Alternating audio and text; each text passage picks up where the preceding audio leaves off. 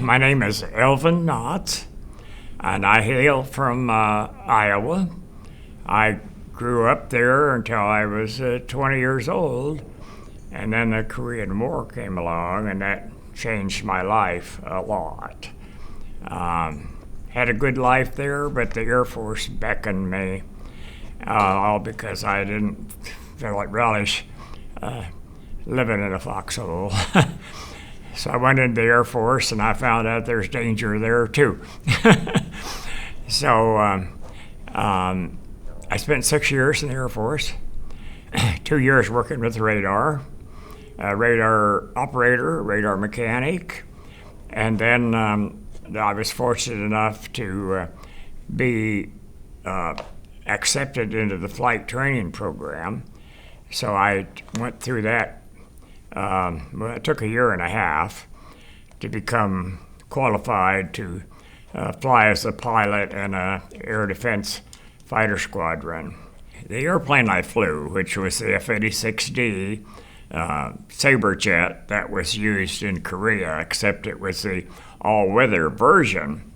It was bigger and had a different armament and an afterburner designed to chase airplanes. So after they had set me through another instrument flying school to build up my skills as an instrument pilot, then I did the transition from the T-33 into the F-86. And the first few flights were scheduled, certain things we were to do. And the first flight, they said, well, just get it off the ground and get it back without damaging it. And that went fine. We had simulator time first, so we were familiar. I was familiar with the cockpit layout, although the real airplane flies differently than the simulator. That was the first flight. Then the second flight, they said, okay, we know you want to see how fast this airplane will go. So we want you to climb to 45,000 feet. There's a bridge over the Red River east of town. Locate that bridge, leave the power on, not afterburner, but full military power, and point the nose toward that bridge and see how fast you can go. And I did that very willingly. Found the bridge and pointed the nose as much straight down as I could and watched the Mach meter and went beyond Mach 1. From 45,000 to hit Mach 1 at about 35,000. I leveled out at about 25,000. Very excited. I just did a couple of great big barrel rolls, one of my favorite maneuvers. So I got that out of my system. But the airplane, straight and level, would fly 96%, it's called Mach 0.96, of the speed of sound. So just a few miles per hour short of the speed of sound, and that happened quite regularly. We'd fly that fast, very comfortably, just like sitting here. It was really a thrill for me.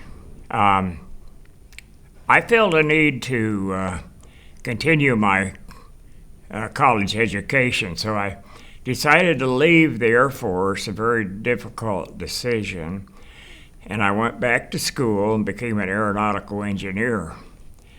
And I had numerous job offers. I took one in California for the Space Division of North American Aviation at the time, and I did various small studies for a period of time until we bid on the Apollo contract, the command and service modules, and the integration contract. And I had been studying, my assignment was to find out about the trajectory that enters the atmosphere at very high speed. The speed coming back from the moon is about 36,000 feet per second. So in terms of nautical miles, that's 6 miles per second. And we studied, I had the privilege of studying for about 6 months what happens when you do that. And so I learned some things, and then we won the contract. So immediately then I was assigned to continue that work. And I remember one day speaking to my boss, and I said, well, so we're finding out all this information, but when the crew comes back from the moon, they're gonna want to get on a ship and have a nice warm meal. So we need to know something about how to guide the command module to the ship. So I got the green light to develop a guidance algorithm, which I did. And we used that, or I used that, to provide a lot of that data, particularly to the thermal world, the external heating and the heat transfer through the material, just like the heat on your roof. It penetrates the roof and gets hot on the inside. Same thing happens with the spacecraft. And so that got me into the guidance aspect.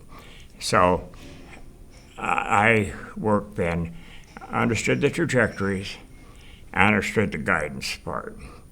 And then we were supplying information as needed to whichever subsystem needed information.